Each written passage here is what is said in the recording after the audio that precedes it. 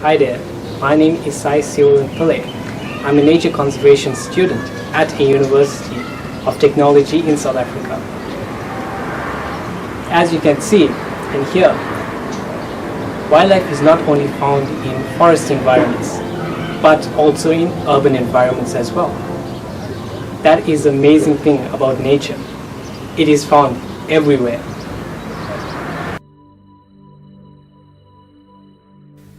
Anthropogenic activities such as urbanization has impacted on nature. My call to action is to spread the message of conservation through caring in simple ways for biodiversity. Everything on earth has a purpose. We just need to respect and realize that purpose.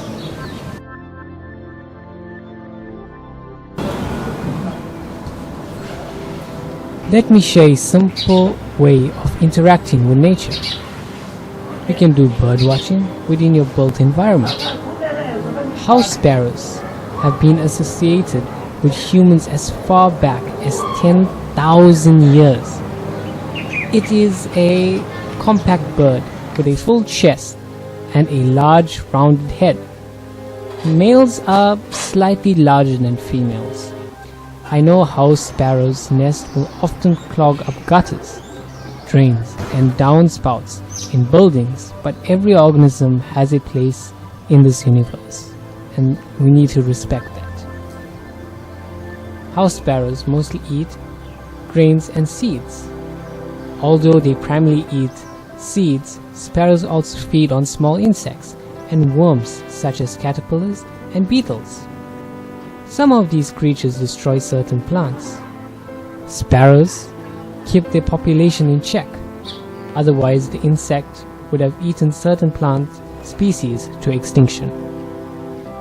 Flowers also benefit from sparrows. The birds help spread pollen when they fly around the neighborhood. I really enjoy nature and its gifts. I feel that we need to connect to Mother Nature in a positive way. So by constantly caring for nature, we are getting closer and closer to nature. Can you hear that? Just listen carefully. You will hear the sounds of nature in the cacophony of the urban environment. I really wish I could understand conversations of these birds. I often watch them. I learned something from my grandmother. She usually spreads a handful of cooked white rice across the edge of the cemented driveway, and within minutes, a few of these house sparrows are seen enjoying this meal.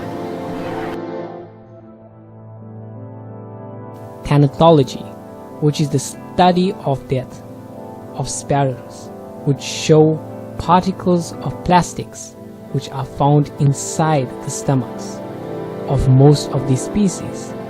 If we limit or eradicate plastic waste, then we will be saving birds such as the sparrows from consuming inorganic materials such as plastic. We need not to jeopardize this species or any other species for that matter. Join me in becoming an urban nature conservationist.